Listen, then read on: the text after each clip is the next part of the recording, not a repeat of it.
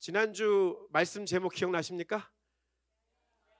대한 사람, 여기 애국심이 많이 충성심이 없으시네. 대한 사람 대안으로. 오늘의 말씀의 제목은 뭐죠? 이거 안 바뀌었구나. 자, 대한 사람 대안으로가 아니라 하나님이 보호하사. 제가 잘못 봤습니다. 하나님이 따라하십니다. 하나님이 보호하사. 오늘 말씀의 제목은 하나님이 보호하사입니다. 말씀 제목 너무 좋죠? 네. 대한 사람 대안으로 하나님이 보호하사. 할렐루야. 지난주에 우리가 말씀 나눴던 부분들 잠시 생각을 해보면 여러분 이것만 좀 기억하시면 돼요. 이스라엘과 한민족이 평행 이론을 이루고 있다라는 얘기를 했어요. 크게 제가 좀 더 덧붙여서 말씀드리면 역사적인 관점에서 보면 여러분 이스라엘 못지않게 대한민국 이 한민족도 굉장한 고난의 역사를 가지고 있습니다. 그렇죠? 이 이스라엘 역사는 그 고난을, 유대인의 역사는 고난을 빼고 설명할 수 없는 나라예요. 정말 너무나 큰 고난 속에 있었던 민족인데 동시에 그 못지않게 그 고난의 역사를 함께하고 있는 민족이 누구냐? 이 한민족, 이 한반도 땅에 있었던 우리나라라고 얘기하는 것이죠. 고난의 역사. 그래서 한민족도 어떤 역사학자는 많으면 2000회 이상, 적으면 900 몇 회 이상의 외세 침략을 받았다. 우리나라가 반만 년이라고 하죠. 반만 년의 역사를 갖고 있다고 하잖아요. 5000년 중에 여러분 한 2000번 이상의 외세의 침을 받았다고 생각해 보십시오. 몇 년마다 한 번씩 전쟁이 일어난 거예요? 2년 반마다 한 번씩 전쟁이 있었던 거고요. 최소한 3년에서 4년 사이에 한 번 정도는 계속해서 이 한반도 땅에 전쟁이 그치지가 않았다는 거죠. 그런데 여러분 신기한 게 뭔지 아십니까? 이스라엘 민족도 지난 2000년 동안 나라 없이 살았음에도 불구하고 여전히 전 세계 지도 가운데 이스라엘 유대인들이 사라졌어요? 사라지지 않았어요? 안 사라졌다는 거예요. 여러분 세계사를 공부하다 보면요, 전 세계에 사라져버린 민족 굉장히 많습니다. 나라가 통째로 없어지거나, 여러분 남미 같은 경우에 보면은 민족 자체가 다 없어져 버렸잖아요. 언어도 다 없어져 버리고. 그러니까 민족, 국가가 다 사라져버리는 나라가 굉장히 많은데 정말 신기하게 이스라엘과 이 한반도에 있는 이 한민족의 나라와 이 민족은 없어지지가 않는 거예요. 아무리 밟아 뭉개려고 해도 신기하게 이 대한민국, 이스라엘은 없어지지가 않는 거예요. 이게 이스라엘과 한민족이 가지고 있는 역사적 관점에서의 평행이론 중에 하나예요. 그 지난주에 남북이 갈리고 이제 전쟁이 일어나고 그래서 하나님의 심판에 놓이고 그로 말미암아서 70년 바벨론 포로의 생활에서 북한이 이제 70년의 포로 생활에서 이제 해방되는 해가 올해다라고 말씀드렸잖아요. 할렐루야. 그래서 그러한 역사적 평행 이론이 있고요. 문화적인 관점에서 평행 이론이 있어요. 여러분 우리나라가 무슨 민족으로 얘기하는 것 중에 하나가 뭐가 있죠? 한민족, 단일민족, 백유민족. 백유민족, 흰옷 입는 민족. 여러분 흰옷 입는 민족 또 하는 민족이 있습니다. 어딘 줄 아세요? 이스라엘이에요. 이스라엘. 유대인들이 흰옷 입어요. 흰옷. 두 번째, 여인들이 항아리를 우리나라에 보면 항아리를 딱 쥐고 어디에 매요? 머리에 매잖아요. 머리에. 이 세상에서 항아리를 머리에 매는 민족이 딱 두 민족입니다. 대한민국하고 이 한민족하고 이스라엘 민족입니다. 천신, 하늘의 신을 섬기는 민족이 있습니다. 이스라엘과 한민족입니다. 하늘의 신을 섬기는. 이게 이 문화적 관점, 종교적 관점에서 굉장히 이스라엘과 이 한민족이 굉장히 문화적 관점에서 같은 선상이었다는 거예요. 지정학적 관점에서 이스라엘 나라가 있어요. 이스라엘 있고요. 이스라엘이 북과 남으로 뻗어져 나가려면, 동서남북으로 뻗어져 나가려면 이스라엘이라고 하는 그 나라를 항상 예전엔 다 거쳐만 가야 했어요. 남으로는 애굽이 있고요. 북으로는 메소포타미아에 있는 바벨론, 여러분이 세계사 시간에 페르시아, 아시리아 이런 나라들이 다 있는 거예요. 나중에는 그리스, 로마까지. 그래서 항상 이 지정학적 위치 속에서 가운데 딱 껴있기 때문에 늘 외세의 침략과 전쟁이 끊이지 않았던 그러한 역사들을 가질 수밖에 없는 지정학적 위치가 있는 거죠. 대한민국 어떻습니까? 이 한반도. 지금도 우리는 이 한반도가 전 세계에서 가장 강력한 화약고라고 얘기하잖아요. 왜냐하면 이 남과 북으로 갈려져 있는 이 갈등 속에서 이 한반도 하나를 놓고 지금 남과 북이 갈려서 지금 어려움을 겪고 있잖아요. 우리 지난주 말씀 봤던 것처럼 여러분, 그래서 한반도 땅을 하나님이 이스라엘 백성이 우상 숭배 때문에 심판하셨던 것처럼 이 한민족의 백성이 일제 시대 때 신사 참배한 것으로 말미암아서 남과 북이 갈리고 전쟁, 6.25 전쟁, 한국 전쟁이 일어나게 됐다 말씀드렸습니다. 그래서 제가 말씀드렸잖아요. 38선을 기준으로 해가지고 전쟁이 일어나서 남으로 쭉 밀려가지고 저 부산까지 갔고 다시 전세 역전해가지고 저 위에 북한까지 올라갔는데 결국 지금 최후에는 어땠습니까? 지금 38선 기점을 해서 땅 따먹기를 따져보면은 아무런 소득이 없는 거예요. 무슨 뜻이에요? 심판만 받았다는 거예요. 심판만. 근데 지금도 여전히 이 남북의 갈등 속에서 있는 위치가 이 한민족 그리고 이스라엘도 마찬가지로 그런 갈등이 있는 곳으로 남아 있다는 것이죠. 이것이 너무나 흡사해요. 이스라엘과 한민족. 그러면서 오늘 지난주에 이런 내용들을 기억하시면서 오늘의 말씀으로 하나님이 보호하사 함께 말씀을 나누도록 하겠습니다. 제가 한 20대 초반 정도에 그 이집트 사람하고 이집트 사람의 크리스찬이었어요. 크리스찬하고 대화할 수 있는 기회가 있었어요. 근데 제가 그 대화를 통해서 너무나 흥미로웠고 아니 심지어는 굉장히 충격적인 얘기를 좀 제가 그때 인식을 하게 됐어요. 이 친구가 하는 얘기가 뭐냐면 제 기억으로는 그때가 라마단 기간이었던 것 같아요. 라마단. 그러니까 이집트는 공식적으로 이제 그 모슬렘을 그 모슬렘 국가이다 보니까 라마단 기간에 이제 금식한 이 친구 이제 크리스찬이 돼가지고 저희가 라마단 운동 역으로 그들을 위해서 금식하며 기도하는 그런 기도의 주간이었던 것 같아요. 이집트의 이 형제 크리스찬 형제하고 같이 대화를 나누는데 이 형제가 하는 얘기가 뭐냐면 정말 신선했어요. 그 이사야 19장의 말씀에 보면 여러분 이 구약의 예언서지만 여러분 구약의 예언서는 구약의 예언의 내용이만 담겨 있는 것이 아니라 예수님이 다시 오실 재림의 때를 다 이미 구약에서 예언해 놓고 계십니다. 그래서 이사야 19장 말씀의 시작이 어떻게 되냐면 하나님이 구름 타고 이 땅 애국 가운데 오신다라는 말씀이 있어요. 이제 이게 예수 그리스도의 재림을 나타내는 그런 말씀의 내용이기도 하거든요. 이 친구가 하는 얘기가 뭐냐면 이 이집트 땅에 애굽 땅에 예수님이 재림하실 것이고 애굽 땅에 있는 모든 우상들을 타파하시면서 심판하실 것이고 결국에 애굽 사람들이 하나님을 섬기는 하나님의 민족이 될 것이다. 할렐루야. 이게 이사야 19장에 있는 말씀이에요. 제 말이 아니라. 근데 제가 신선한 건 뭐였냐면 애굽이 지금 이집트잖아요.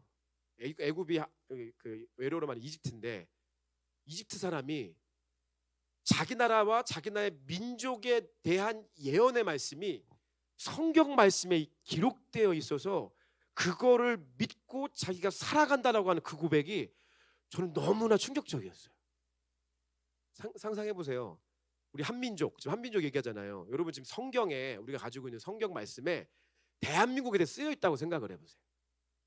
대한민국 한민족을 향한 하나님의 예언의 말씀이 성경에 기록되어 있어. 여러분 이 성경을 대하는 성경을 받아들이는 우리의 마음의 태도가 달라질 수밖에 없는 거예요.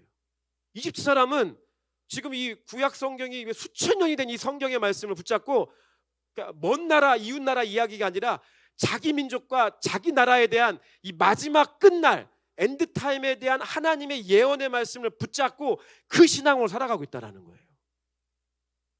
별로 안 놀라운가 보네요. 저는 굉장히 이게 놀라웠어요. 야, 이 성경을 대하고 예언의 말씀을 대하는 차원이 다르구나. 야, 얘는 좋겠다. 자기네 민족과 나라에 대한 말씀이 성경에 기록이 되어 있어. 제가 너무나 이게 부러운 거예요. 그래서 그때부터 제가 생각을 해봤어요. 혹시 우리나라 민족에 대한 얘기는 성경이 없을까? 한민족에 대한 이 한반도에 대한 주님의 말씀과 주님의 예언이 성경에는 기록되어 있지 않은 것인가? 라고 하는 것을 제가 20대 중반부터 생각을 했어요. 그리고 그때부터 좀 연구 아닌 연구도 해보고 책도 읽어보고 좀 접했던 시간들이 꽤 오랜 시간이 있었습니다. 오늘 그걸 여러분에게 좀 풀어놓는 시간을 갖기로 하겠습니다. 제가 우리 박현미 집사님 남편분을 위해서 예전에 4권의 책을 선물한 게 있어요. 4권의 책. 홍수이유라고 하는 책인데요. 홍수이유라고 하는 책인데 김성애 씨라고 하는 위대한 한국의 작가가 있습니다. 정말 천재예요, 천재. 이분이 쓴 걸작 중에 걸작이 홍수이유라고 하는 책인데요. 그 홍수이유라는 책을 보면 오늘 제가 말씀드린 내용에 대한 내용들이 근거가 소설로서 또 우리 형제들이 좋아할 수 있는 무협지 같은 느낌과 이 역사서와 성경, 그래서 제가 이 네 권의 말씀을 20대 초반에 읽으면서 밤에 막 울었어요. 밤에 울면서 이 책을 봤어. 그리고 너무 재밌어. 여기에 태극권도 나오고 태권도도 나오고 여러 가지 내용이 나오거든요. 여러분 기회가 된다면 한번 꼭 볼 수 있는 읽어봤으면 좋을 것 같습니다. 이러한 내용들이 제가 무슨 말씀을 드리려고 하냐면 제가 얘기하는 게 아니라 이미 오랜 시간에 걸쳐서 많은 역사학자들을 통해서 이미 기록되어져 있고 연구되어져 있는 내용들을 근거로 해서 함께 성경을 기초해서 말씀을 나누고 싶은 거예요. 첫 번째, 사도 바울의 열정입니다. 사도행전 16장 6절, 사도행전 16장 6절 시작. 성령이 어디에서요? 아시아. 그러니까 지금 바울은 어디를 가고 싶은 거예요? 아시아를 가고 싶은 거예요. 자, 이스라엘 지도가 있어요. 이스라엘 지도 안에 이스라엘이 있으면 아시아는 이스라엘을 기점으로 해서 동쪽입니까? 서쪽입니까? 동쪽일까요? 서쪽일까요? 되게 어려운 질문 하나. 동쪽입니다. 동쪽. 그러니까 지금 사도 바울은 전도 여행을 어디로 가고 싶은 거예요? 동쪽인 아시아로 가고 싶어요. 근데 성령께서 어떻게 하셨다는 거예요? 아시아의 말씀을 전하지 못하겠다는 거예요. 그리고 나중에 여러분 아시다시피 마게도니아의 환상 이런 걸 통해서 서쪽으로 가서 유럽 지역에서 말씀을 전하고 특별히 그 전도여행 2차 전도여행을 통해서 많은 교회들을 세우게 되죠. 사도 바울 안에 동쪽으로 가서 아시아 선교를 하고자 하는 열정이 있었어요. 왜냐하면 사도 바울은 당대의 그 누구보다도 구약 성경에 능통한 사람이었어요. 최고의 학식을 가지고 있고 그 누구보다도 구약 성경에 대한 연구와 깊이를 가지고 있는 사도 바울이에요. 그 사도 바울이 로마서 10장 19절 21절에 이렇게 말씀하고 있어요. 한번 읽어보겠습니다. 시작. 그러나 내가 말하노니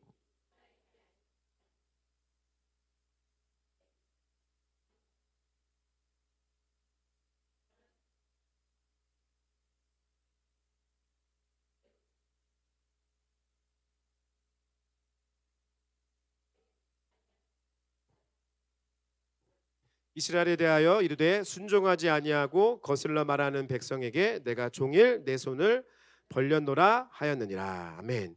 여기 보면 그 사도 바울이 두 명을 언급합니다. 첫째는 모세. 이 말씀이 모세가 이르되 내가 백성 아닌 자로서 너희를 시기하게 하며 뭐하게 한다고요? 시기 질투하게 한다는 거예요.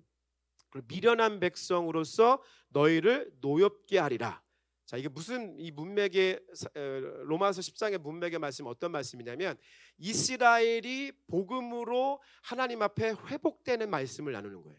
그러니까 특별히 마지막 때에 여러분 예수님이 재림하시는 날 마지막 때에 반드시 일어날 표적 중에 하나가 뭐냐면 이스라엘의 회복이에요. 이스라엘의 회복.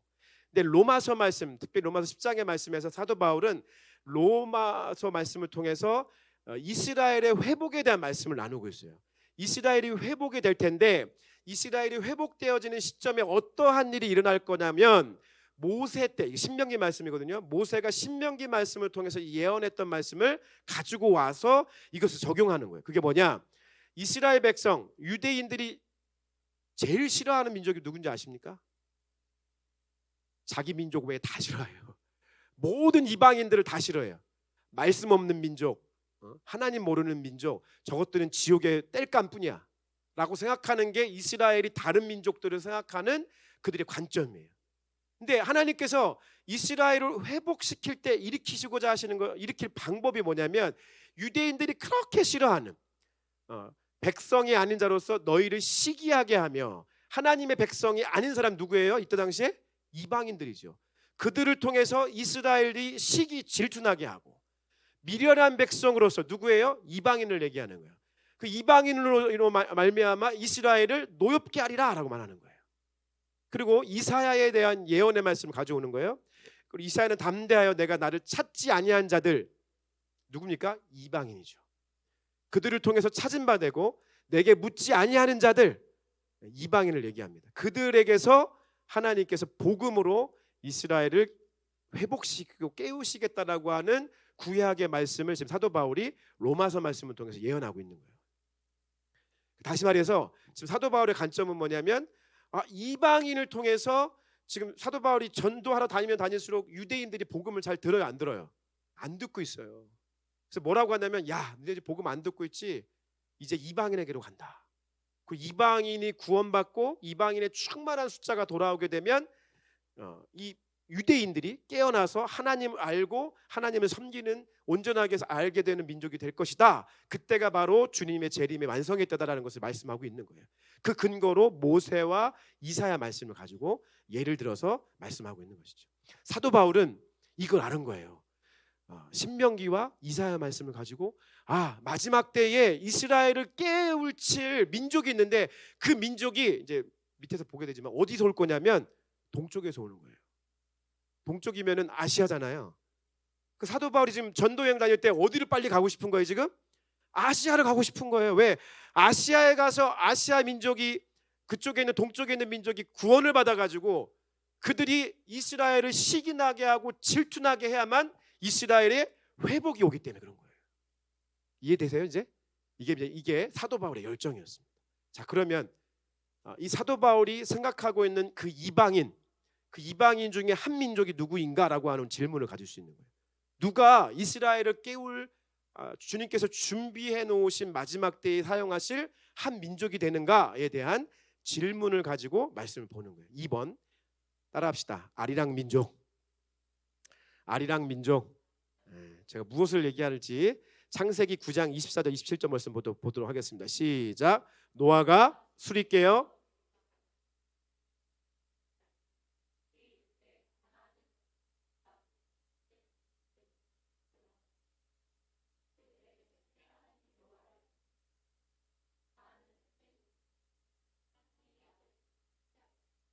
셈의 장막에 거하게 하시고 가나안은 그의 종이 되게 하시기를 원하노라 하였더라. 아멘.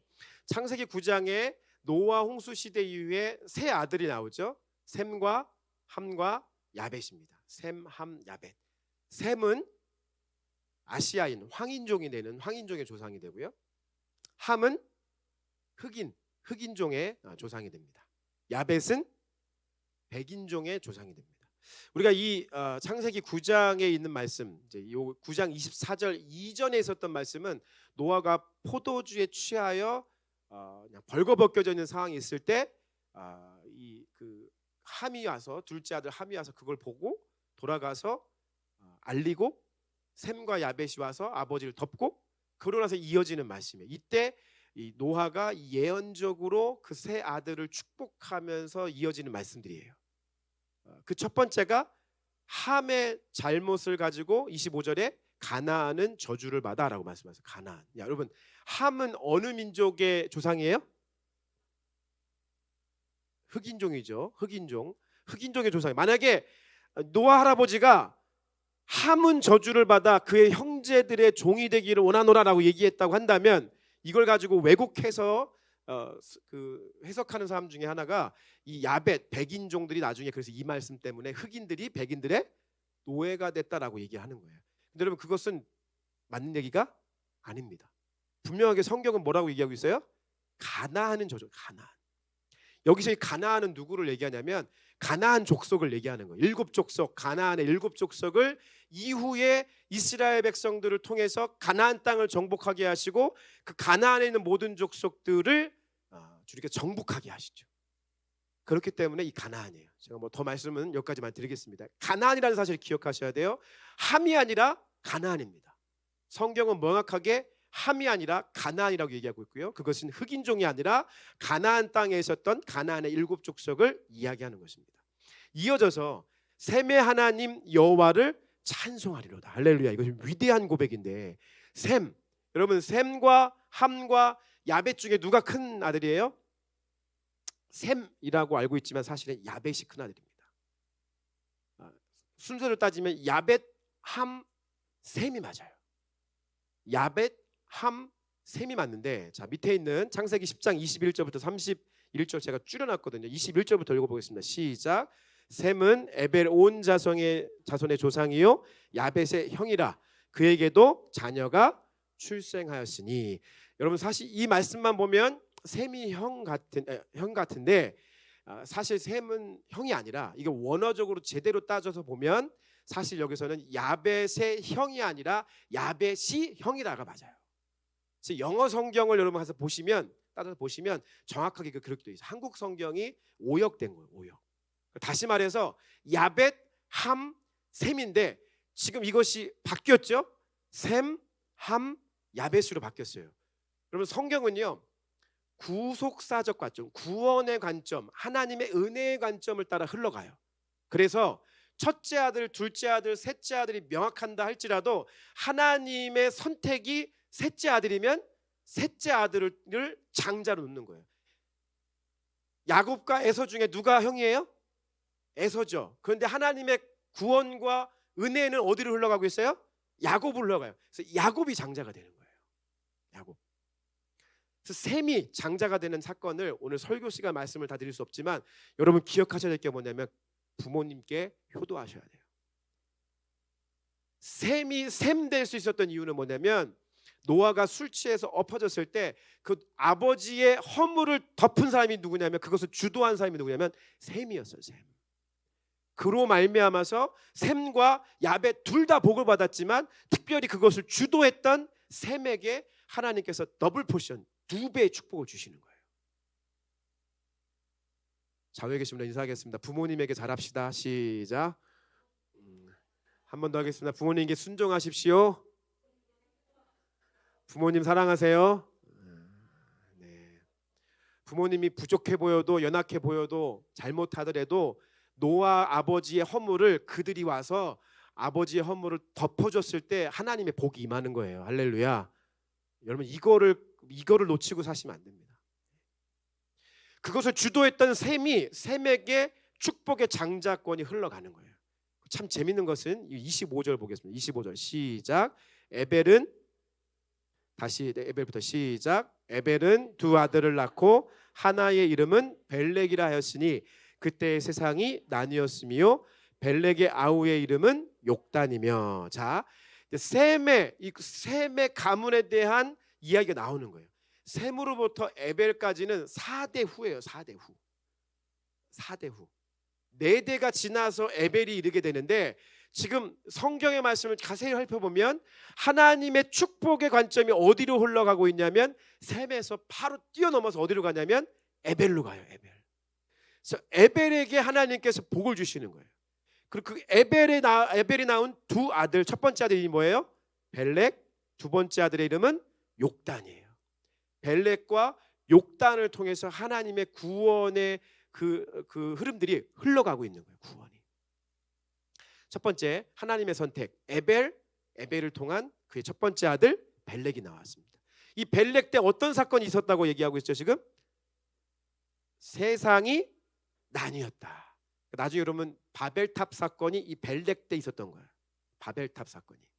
이때 온 땅의 언어가 갈리면서 세상이 나뉘게 되는 거죠. 벨렉 때 이러한 사건이 있었어요. 여러분 이 벨렉은 가만히 살펴보면 벨렉의 이 가문을 통해서 어떠한 일이 있냐면 거기 창세기 10장인데 10장 16절 26절 한번 보도록 하겠습니다. 시작. 에벨은 34세에 벨렉을 낳았고 쭉 이어서 26절 데라는 70세에 아브람과 나홀과 하란을 낳았더라. 자, 에벨은 온 자손의 조상이요. 그 에벨의 아들인 벨렉을 통해서 그 벨렉의 가문을 통해서 하나님의 이 구원의 대가 흘러가고 있는데 26절에 그 벨렉의 가문을 통해서 누가 태어났어요? 데라가 태어났고 결국 누가 태어난 거예요? 아브람이 태어난 거예요. 그러니까 하나님께서 벨렉을 선택하시고 이 가문을 통해서 온 땅의 구원의 역사의 구원의 시작을 이 가문을 통해서 이루신 거예요. 할렐루야. 할렐루야. 이 에벨과 벨렉을 통해서 하나님께서 구원의 시작을 여기서 이루신 거예요. 이 가문을 통해서. 이들이 누굽니까? 이스라엘 민족이죠. 아브라함의 자손인 이스라엘 민족이 올라가면 어디에 머무느냐? 벨렉, 에벨 여기 머무는 거예요. 벨렉을 통해서 벨렉의 가문을 통해서 이 땅 가운데 구원을 시작하셨습니다. 구원을. 여러분 기억하실 게 뭐냐면 이제 창세기 이 10장의 말씀을 여러분 쭉 다 읽어보시면 지금 우리가 생략된 말씀을 쭉 읽어보시면 이 흐름들을 조금 이해할 수 있어요. 분명하게 하나님이 셈의 흐름 그리고 에벨의 흐름을 가져가시는 거예요. 그 중간에 3대가 더 있음에도 불구하고 그것에 관심이 없으세요. 에벨을 가는 거예요. 에벨을 통해서 온 자손의 조상이 되게 하는 거예요. 그래서 한쪽 자손의 벨렉을 통해서는 구원의 시작을 이루었어요. 또 한 가지 주님의 선택과 주님의 선택된 민족 가문이 있는 거예요. 그게 뭐냐면 에벨을 통한 두 번째 아들 욕단이 있는 거예요. 욕단. 자, 창세기 10장 30절 다시 올라가서 29절 30절 읽어보겠습니다. 29절부터 시작. 오빌과 하울라와 요밥을 낳았으니 이들은 다 욕단의 아들이며 그들이 거주하는 곳은 메사에서부터 스발로 가는 길의 동쪽 산이었더라. 예. 이게 지금 29절 28절 좀 생략됐던 말씀을 보면 욕단의 아들들에 대해서 얘기하는 거예요. 욕단의 아들들에 대해서 쭉 열거하면서 29절에 오빌과 하월라와 요밥을 낳았으니 여기서 보면 요밥에 동그라미 치세요. 요밥이 누굴까? 자, 이거 맞히는 분에게 오늘 점심을 2그릇 먹을 수 있는 기회를 드리도록 하겠습니다. 요밥이 누굴까요? 자, 하나, 둘, 찍어봐. 이 음을 생각해봐. 요밥. 욥입니다. 욥. 믿거나 말거나 욥입니다. 욥이 동방의 사람이었죠. 누군지 몰라요. 근데 욕단의 자손의 마지막 아들 중에 하나로 요밥을 욥으로 여기는 신학자들이 굉장히 많습니다. 이 히브리어의 음역을 따라서 우리가 잘 계산해 보면 요밥이 욥일 가능성이 높습니다. 그 욕단의 자손들, 그 자손들에 대해서 기록하고 있는 거예요. 성경은 특별히 이 욕단에 대해서 더 많은 관심과 기록을 가지고 있는 거예요. 그들이 거주하는 것은, 자, 거주지를 봅시다. 욕단의 자손들이에요. 이 흐름들을 보세요. 여러분, 셈과 함과 야벳의 사람들을 통해서 전 세계 민족이 흩어졌잖아요. 그죠? 셈은 아시아 쪽으로, 메소포타미아 중 아시아 쪽으로, 함은 아프리카 쪽으로, 야벳은 유럽 쪽으로 흘러간 거예요. 지금 이 셈의 자손인 이 에벨과 그의 아들들의 흐름이 지금 아시아 쪽으로 가는 거예요. 그러면서 창세기 10장은 그들이 어디에 거주했는지에 대해서 말씀하고 있는 거예요. 그들의 거주하는 곳은 어디서부터? 메사. 그러니까 출발지가 어디예요? 메사라는 거예요. 메사. 이것은 메소포타미아 지역을 이야기합니다. 메사. 지금의 이제 중동이죠. 중동을 얘기하고요. 경유지가 있어요. 어디예요? 스발이에요. 스발. 이제 이거 언어학적으로 쭉 따져가면 스발은 어디가 되냐면 시베리아가 됩니다. 시베리아. 발음이 스발, 시베리아. 이게 스발이라고 하는 것이 뉴, 새로운 땅이라는 뜻이에요. 그리고 사실 여기에 어원을 두고 여러분 서울이라고 하는 이름이 어디에 무슨 뜻인지 모르거든요. 언어학자들이. 서울이 이런 의미예요. 스발, 시베리아, 서울까지 이어지는 그런 언어적인 흐름들이 있어요. 새로운 땅이라는 뜻이에요. 스발, 경유지. 종착지가 있습니다. 어디입니까? 동쪽의 산이에요. 동쪽산. 자, 그러니까 이들이 지금 욕단의 자손들이 동쪽으로 가요. 출발지는 어디예요? 메소포타미아 지역이에요. 경유지는 어디예요? 시베리아를 지나가요. 종착지는 어디예요? 동쪽의 산이에요. 동쪽의 산. 근데 여러분, 이 동쪽 산이라고 하는 것을 헬라어로 정확하게 따져보면 이제 복잡하게 말할 필요는 없고요. 제가 써놓은 케뎀이라고 하는 단어에서 시작돼요. 케뎀. 동쪽 산이라는 뜻이에요. 동쪽 산. 케뎀. 이 케뎀이라고 하는 단어의 어원을 따져보면 케뎀은 맨 앞부분이라는 뜻이에요. 맨 앞부분. 그리고 가장자리라고 하는 의미가 있어요. 어원적으로 따지면 맨 앞부분, 가장자리라고 하는 뜻이 있고요.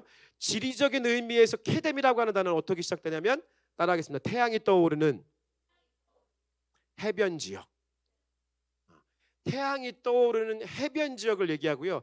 여기서 말하는 동쪽 산은 단순하게 산을 이야기하는 의미가 아니라 오늘날로 말하면 산맥을 의미해요. 산맥을 의미합니다. 자, 보세요. 메소포타미아를 지나서 시베리아를 지나서 동쪽에 해가 떠오르고 있는 해변 지역에 있는 산맥이 흐르는 곳이 어디예요?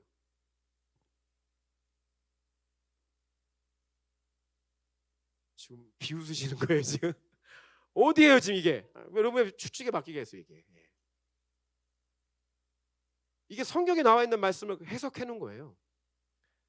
출발지와 경유지와 종착지를 지나서 가는 거예요. 여러분 그래서 아리랑이라고 하는 노래 있잖아요. 아리랑 아리랑 아리랑 아리랑 아라 이거 뭐야? 아리랑 고개를 넘어가는 거잖아요. 여러분 메소포타미아에서 동쪽 끝까지 올라면 다 뭔지 아세요? 다 산이에요. 고개고요. 다 산. 그 고개를 넘어가는 걸 아리랑 고개라고 하는 거예요. 그러면 아리랑이라고 하는 단어는 정확히 말하면 알이랑이에요. 알이랑. 알은 고대 근동 지방에서 하나님을 얘기해요. 하나님. 알. 하나님. 이랑은 뭐예요? 이랑. 이랑은 누구누구와 함께라는 거. 함께. 미랑이랑 윤재랑 이런 거예요. 예. 주한이랑 주아랑 정표랑 은혜랑 이런 거예요. 이게 이랑이라고. 아니 진짜로. 그래서 알이랑이 뭐예요? God with us예요. 하나님이 우리와 함께 하시면서 어디로 가는 거예요? 지금 동쪽 산으로 가는 거예요. 지금 동쪽 산을 가면서 사람들과 어떻게 돼요? 헤어져야 돼. 헤어지니까 뭐 해야 돼? 아리랑 아라리요. 나를 버리고 가시는 님은 헤어져. 그 동쪽 산을 가면서 이 시베리아의 이 새로운 땅인데 여기에 뭐가 많이 난 줄 아세요? 그 이 땅들 뭐 그쪽에 있는 고원들 쭉 따지고 들어가면은 파가 많이 나고 그래서 뭐 파와 마늘이 나기 시작하고 그래서 파와 마늘을 먹고 예.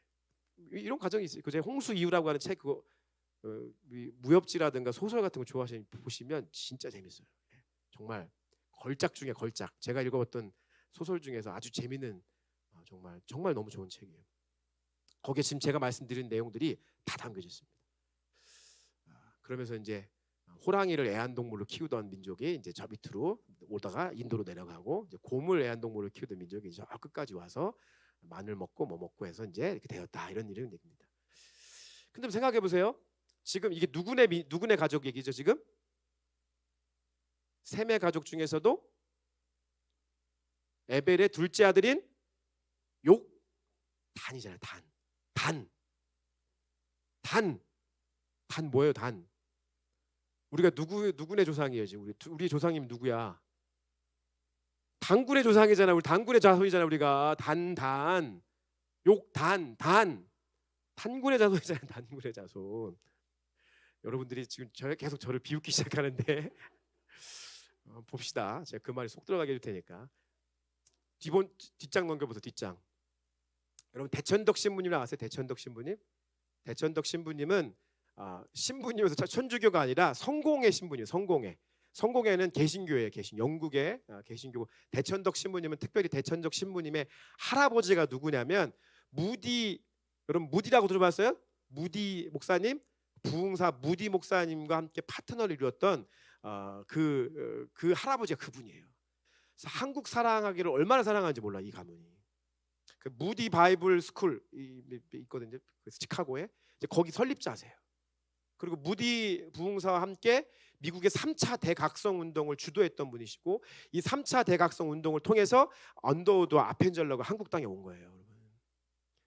근데 그분의 자손인 이 대천덕 신부님이 이제 강원도 저 산골 오지에 예수원을 지으시고 천막부터 지으시겠다. 그 땅, 그 대천덕 신부님이 뭐라고 얘기했냐면 욕단의 후손인 한국인들은 이스라엘인들의 사촌이다. 한번 제가 읽어보겠습니다. 낭랑한 목소리로 우리 박연옥 집사님 한번 큰 목소리 한번 읽어봐 주세요. 시작.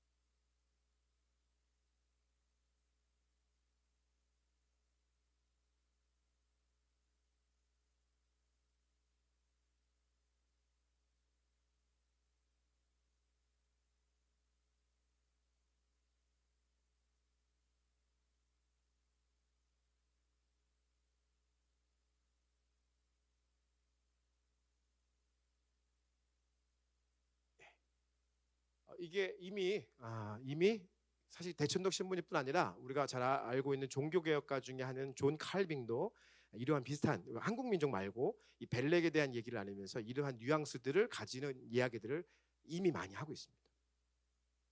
제가 무엇을 얘기하려고 하냐면 여러분 제가 국뽕에 취해서 이걸 얘기하는 게 아니에요. 우리가 우리 민족이 어떤 민족인지를 알아야 그 부르심이 무엇인지 알아야 지금 저와 여러분이 여기 왜 있는지를 이해할 수 있고요. 여러분 가정이 왜 존재하는지 알 수가 있고요. 저와 여러분들은 왜 하나님이 원펄슨으로 우리를 은혜로 삼으시고 은혜로 우리를 부르시고 우리 이 마지막 때에 이 홍대 부르심교회 모여서 어떠한 일을 주님께서 하시기를 원하시는지를 알려면 오늘 가장 큰 밑그림을 그리실 수 있으셔야 돼요. 그게 바로 이 대한민국에 있는 한민족이 어떠한 민족인지에 대해서 성경이 이야기하고 있는 말을 명확히 하셔야 돼요. 아리랑 민족, 오늘 사실 너무 할 얘기가 여기 굉장히 많지만 아리랑 여러분 홍정표 목사 믿으시죠? 제 안에 계신 예수님 믿으시죠? 그러니까 믿고 따라오세요. 믿고 따라오세요. 제 말만 대천독 신부님이 얘기했네. 한두 번 얘기하신 게 아니에요. 이게. 그렇기 때문에 우리 민족이 어떤 민족인지 정확히 알기 위해서 따라하겠습니다. 오필승 코리아. 우리가 주님 부르심에 승리하려면 할렐루야 필승하려면 코리아가 뭔지 아셔야 돼요. 코리아가. 자, 이사야 55장 5절 읽어보겠습니다. 시작. 보라 내가 알지 못하는 나라를 내가 부를 것이며 너를 알지 못하는 나라가 내게로 달려올 것은 여호와 내 하나님 곧 이스라엘의 거룩하신 이로 말미암음이라.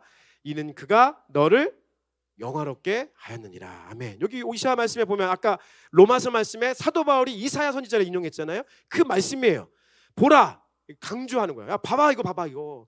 네가 알지 못한 나라를 내가 부를 것이라는 거예요. 네가 알지 못한 나라가 부를 것이며 너를 알지 못하는 나라가 어떻게 한대요? 내게로 달려올 거라는 거예요. 내게로.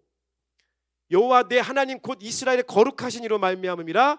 이는 그가 너를 영화롭게 하였느니라. 영화롭게 한다는 거예요. 이스라엘을 영화롭게 한다는 거예요. 이스라엘을 회복시킨다는 거예요. 이사야 41장 25절 27절 천천히 읽어보겠습니다. 시작. 내가 한 사람을 일으켜 북방에서 오게 하며 내 이름을 부르는 자를 해 돋는 곳에서 오게 하였나니 그가 이르러 고관들을 석회같이 토기장이가 진흙을 밟음같이 하리니 누가 처음부터 이 일을 알게 하여 우리가 알았느냐? 누가 이전부터 알게 하여 우리가 옳다고 말하게 하였느냐? 알게 하는 자도 없고 들려주는 자도 없고 너희 말을 듣는 자도 없도다. 내가 비로소 시온에게 너희는 이제 그들을 보라 하였노라. 내가 기쁜 소식을 전할 자를 예루살렘에 주리라 라고 말씀하고 있습니다. 그래서 한 사람이라고 됐던 것은 원어적으로는 한 민족으로 봐야 돼요. 이게 문맥상 앞에 있는 바벨론의 왕인 고레스를 이해하려다 보니까 한 사람으로 번역됐지만 한 민족으로 보셔야 돼요.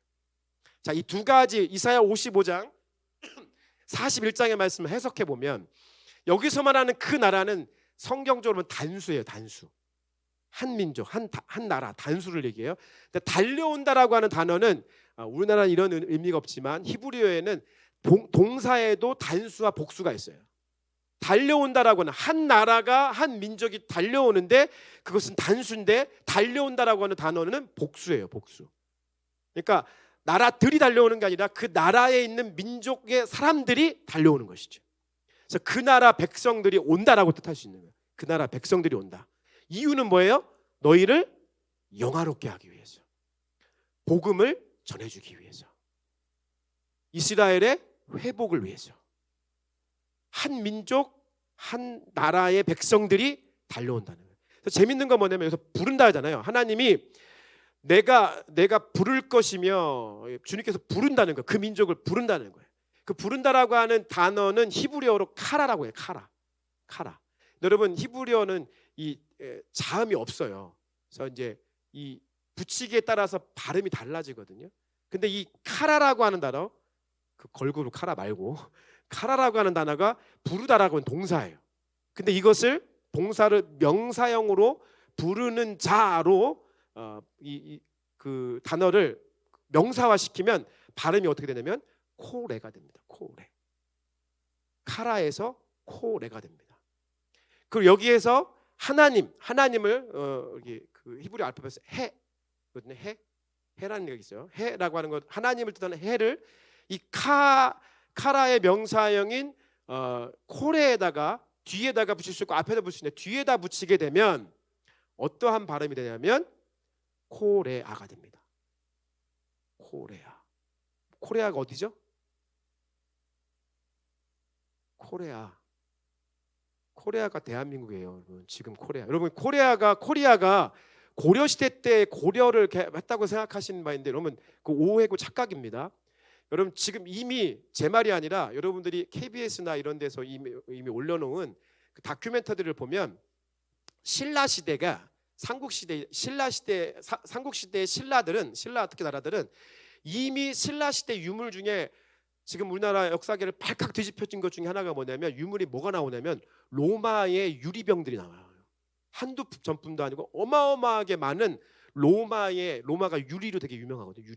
유리잔, 유리병 이런 게 유명한데 신라의 유물 중에 로마에 있는 유물들이 어마어마하게 나와요.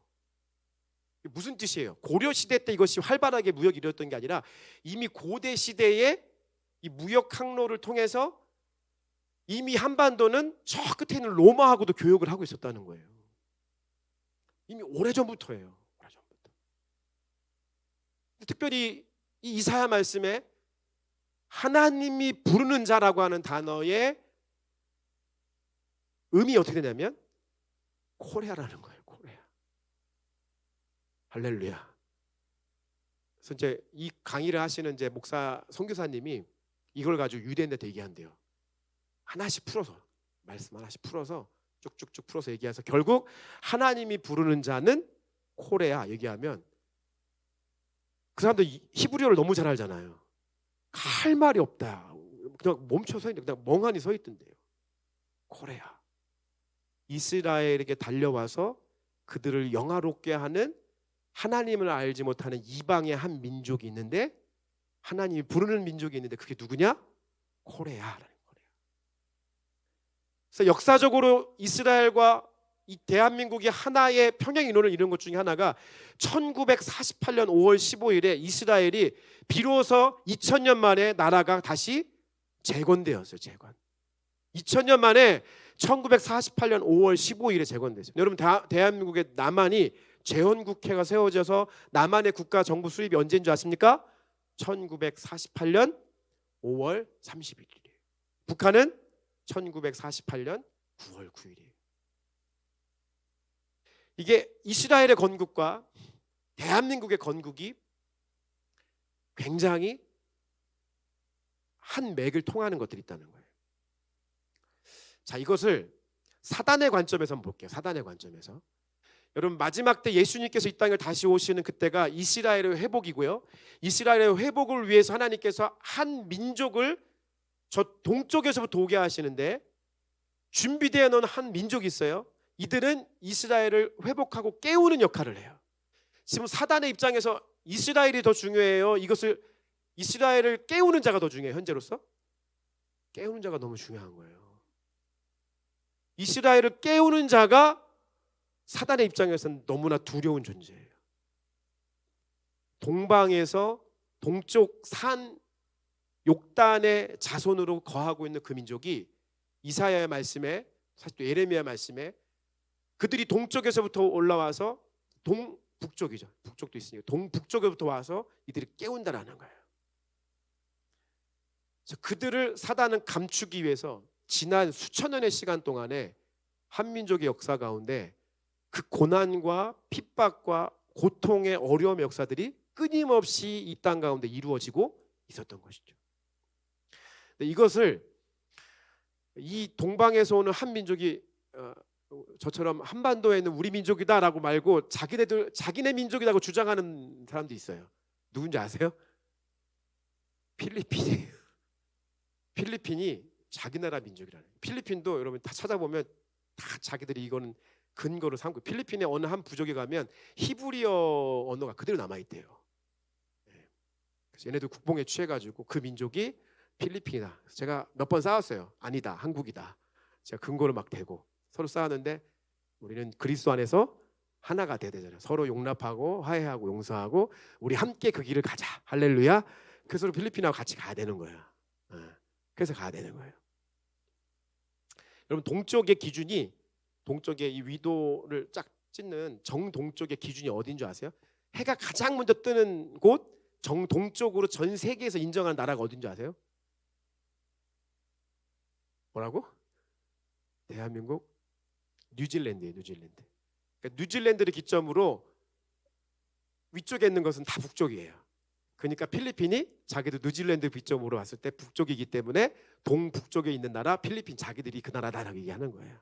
그러니까 우리나라도 보면 더 위에 올라갈 수 있죠. 제가 국뽕을 좀 빼고 얘기해도 가능성이 있는 나라는 필리핀, 남한, 북한, 일본, 몽골 정도밖에 없어요. 이것을 감당할 수 있는 나라. 근데 생각을 해보세요. 대한민국이 지금 전 세계에서 선교사를 가장 많이 비율적으로 파송하는 나라예요. 숫자적으로는 두 번째로 가장 많이 파송해요. 첫 번째는 미국이거든요. 근데 여러분 미국에 파송받은 선교사들이 대부분 누군지 아세요? 한국계예요. 한국계. 신기하지 않아요? 지금 이 욕단의 후손을 통해서 하나님께서 욕단의 자손을 통해서 벨렉의 자손을 통해서 구원을 시작하셨다면 하나님께서 욕단의 자손을 통해서 구원을 완성하시고 구원을 끝맺으시고 구원의 마침표를 찍으실 거예요. 그래서 이스라엘 민족을 깨닫게 하는 민족이 하나님께서 부르시는 저 코레아가 욕단의 민족으로 저 동쪽에 있는 산 동북쪽에서 오게 되는 그 민족이 될 것인데 지금 우리가 유례 없이 주님의 마지막 때를 가장 가까이 살고 있는 시대를 살고 있어요. 이러할 때에 전 세계에 가장 많은 선교사들을 파송하고 가장 많은 선교의 열정을 가지고 있는 그 나라가 이 한반도 아주 작은 그것도 반토막 나서 이 남한의 이 작은 이 나라 하나 한 민족이 전 세계의 선교의 역할들을 감당하고 있다는 사실을 생각을 해보세요. 결코 무관하지 않습니다. 여러분들에게 이 코레아, 욕단 이런 아리랑 민족 이런 얘기했을 때 웃음이 처음에 나오지만 하나님이 이 마지막 때까지 동쪽 끝에 아무리 밟고 문드러뜨려도 이 민족이 없어지지 않도록 하나님이 보호하사 이 민족을 마지막 이 시대에 주님께서 사용하시려고 저와 여러분들을 이곳 가운데 보호하고 계신 거예요. 이게 코레아를 향한 주의 데스티니라는 것이죠. 주님의 부르심이라는 것입니다. 그 사진 한번 좀 띄워보실래요?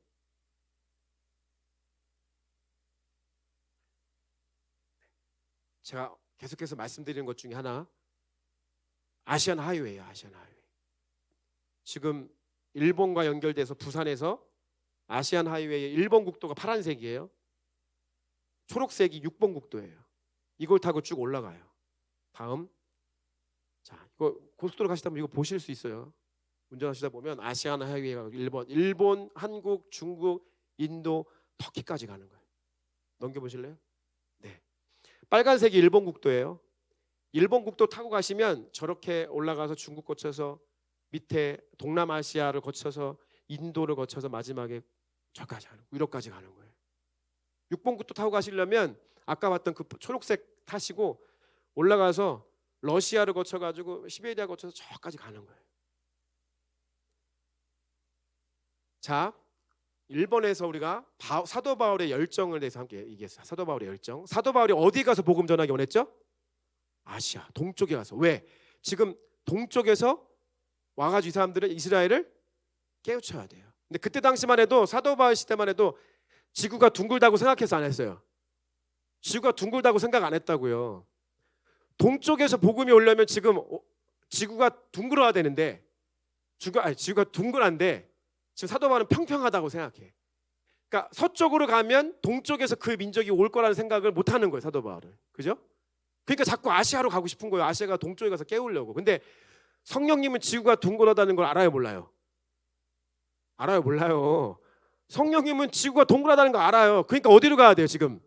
서쪽부터 가서 서쪽에서 복음이 전해져 가지고 저 삥 돌아가지고 동쪽에 거쳐서 동쪽에서 복음이 다시 들어오게 하는 것이 성령님의 계획인 거예요. 할렐루야.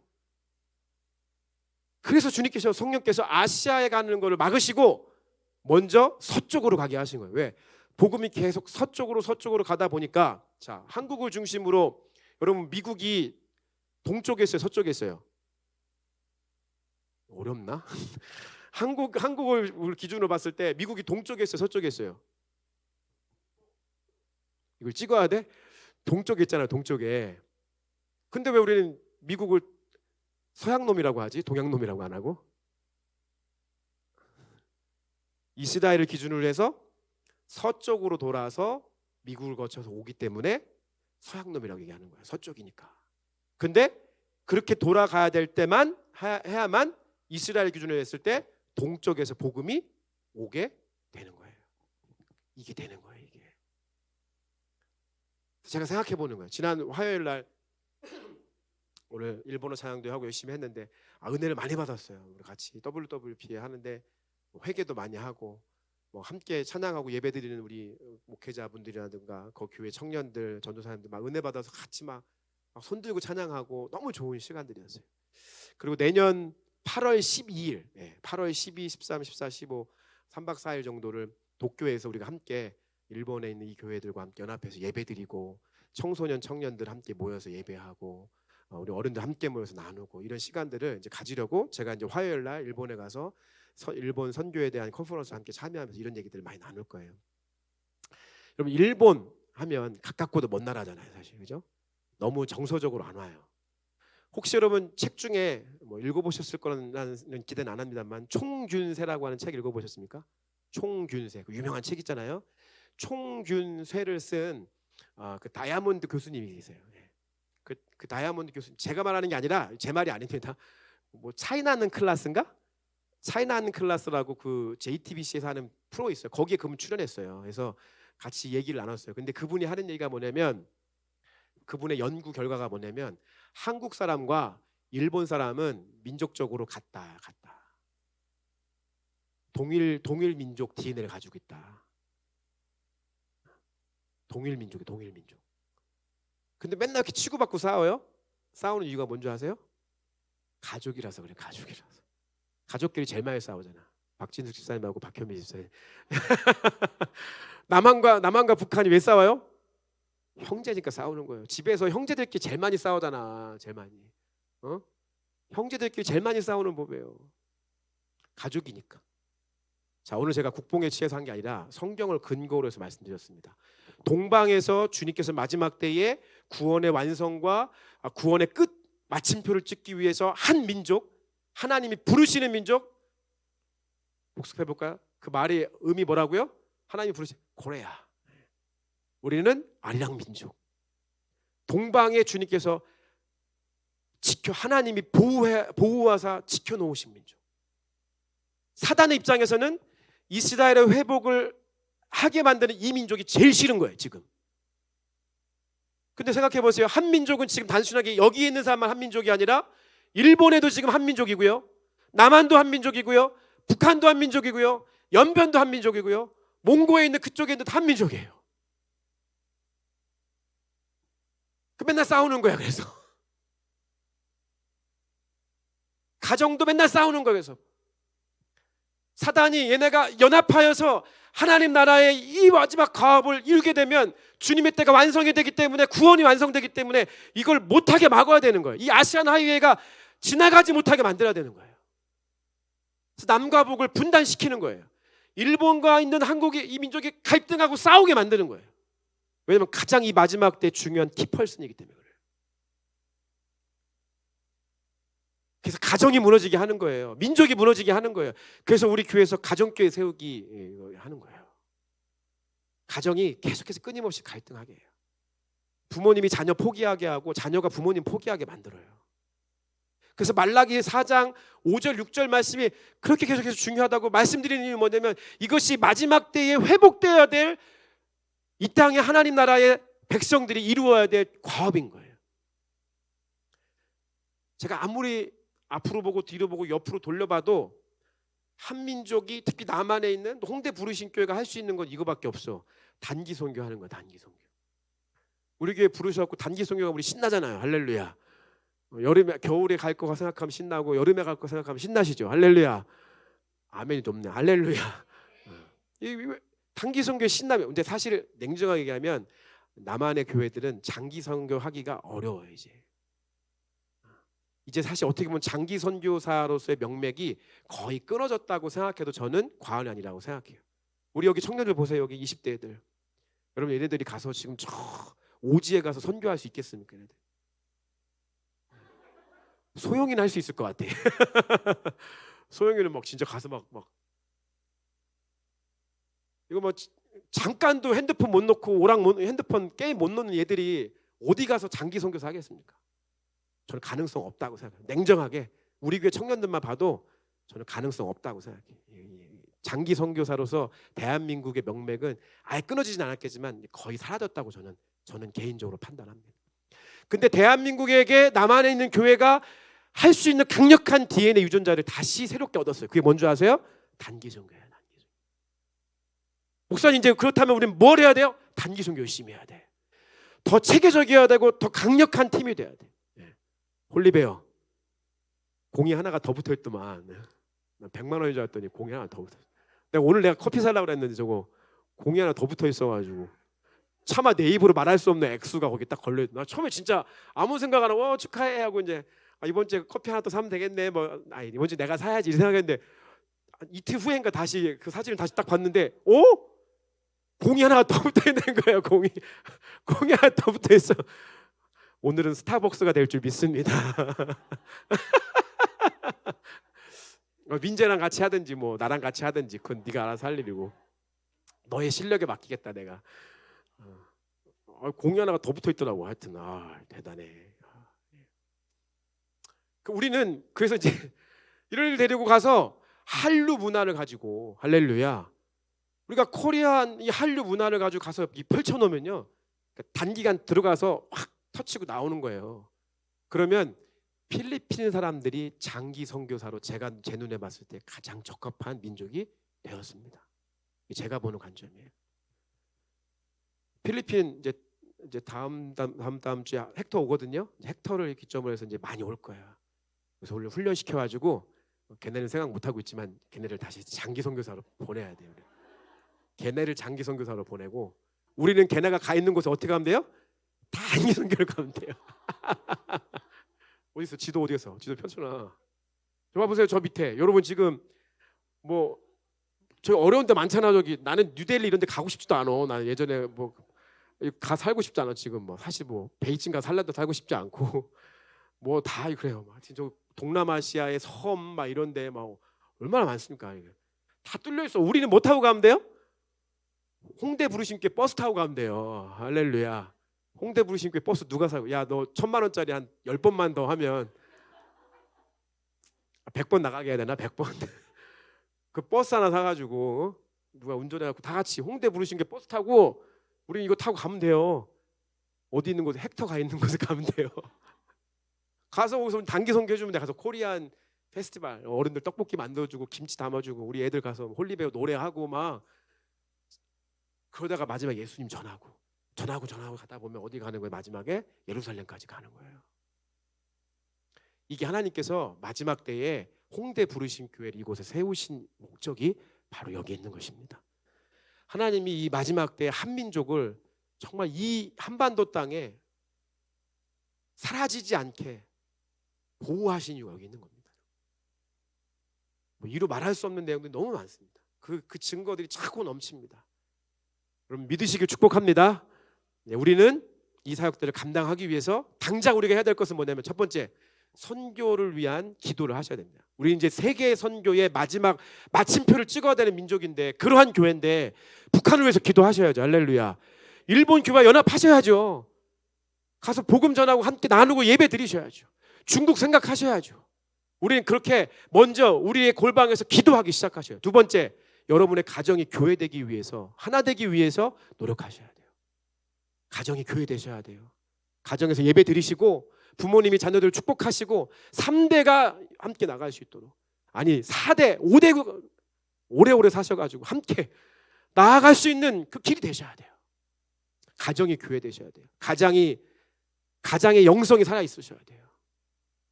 그래서 가정의 부르심을 체크하시고 우리 가정은 선교를 위해서 이걸 해야 된다고 얘기하셔야 돼요. 다시 말합니다. 사단이 이스라엘의 민족을 회복시키고 깨울 민족을 가장 싫어합니다. 그 민족이 코레아입니다. 코레아. 그래서 우리를 끊임없이 분열시키는 겁니다. 가정 분열, 부부가 분열, 자녀가 분열하게 만드는 겁니다. 교회가 분열하게 만드는 겁니다. 정신 차려야 됩니다. 우린 분열하면 됩니까? 안 됩니까? 안 됩니다. 우리 아까 찬양했던 것처럼 서로 사랑하고 보담아주고, 오늘 그 찬양을 해야겠네요. 우리 에베티 한번 나와 주실래요? 예수가 사랑하신 대로. 예. 불편하지 않으시면 다 같이 자리에서 한번 일어나서 우리 함께 찬양하면서 나아가십시다.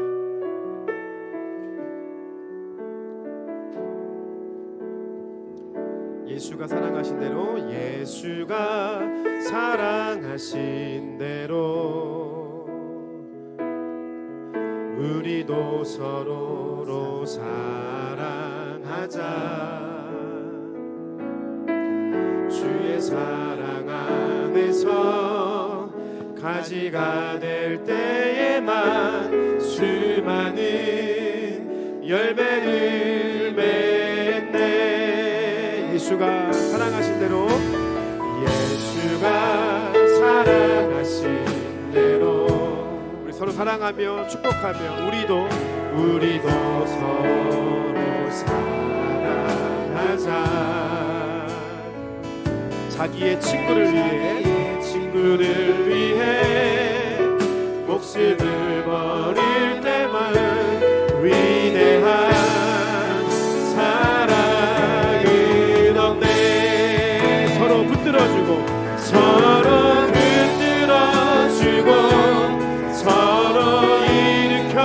일으켜주자. 예수의 사랑으로 함께 기도드리고 함께 기쁘게 웃자. 예수의 사랑 안에서 예수가 사랑하신 대로, 예수가 사랑하신 대로 우리도 서로 사랑합시다. 우리도 서로 사랑하자. 주의 사랑 안에서 가지가 될 때에만 수많은 열매를 맺는. 우리 좌우에 계신 분 한번 손 한번 꼭 잡아주시면서 예수가 사랑하신 대로, 예수가 사랑하신. 우리 한 명도 소외되지 않도록 우리 청소년들도 희명이 저 뒤에 가서 윤선이랑 같이 나와. 앞으로 와. 지혜하고 희명이 앞으로 오세요. 윤서 앞으로 와.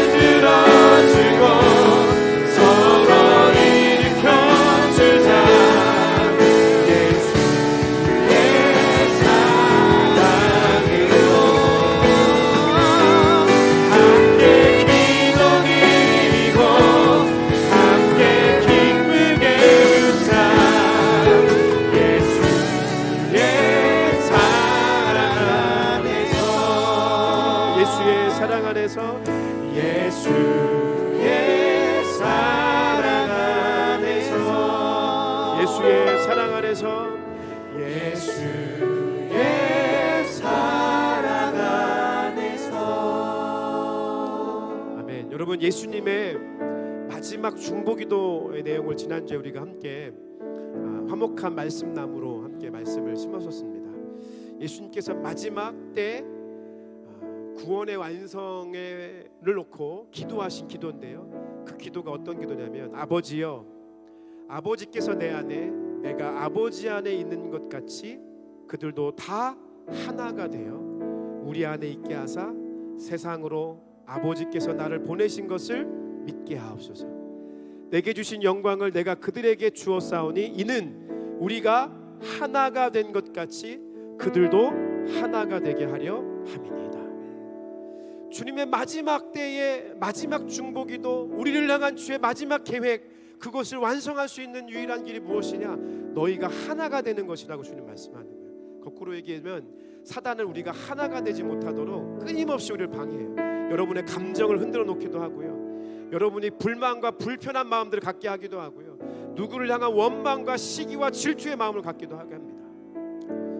저는 지난 몇 년에 부르신 교회를 제가 담임 목사로 섬기면서 저의 실수도 참 많았고, 내가 조금 더 품어줬으면 어땠을까라는 생각들이 너무나 많이 하게 되고, 내가 더 그때 더 많이 품고 사랑할 수만 있었다고 한다면 우리가 이 분열의 시기를 이겨내고 그 시간들을 하나님 앞에 온전하게 이 시간들 올려드릴 수 있었지 않았을까 생각해 보게 되었습니다. 여러분의 가정도 한번 생각해 보십시다.